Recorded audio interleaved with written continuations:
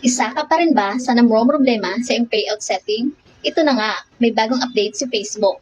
Pero ito ay totally implemented at ito ay selected accounts pa lamang. Pero pwede nyo itry kung meron ka na nito. Pwede na tayo kumita ng $25 minimum sa ating mga local bank. At ang kagandahan pa nito, 2 to 3 business days once na nag-credit si PayPal sa ating mga local bank, marireceive na agad natin. Unlike doon sa old version na mas matagal. Ito, panoorin nyo kung ano-anong mga local bank. Dito, may tatlo ditong choices. Itong bank transfer, wire transfer, tsaka itong PayPal account. Dito sa bank transfer, earn a minimum of only $25 and get paid in your local currency. It take 2 to 3 days for the money to reach your account, 1 cent.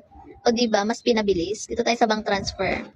Dito sa bank country, kung anong lugar ka.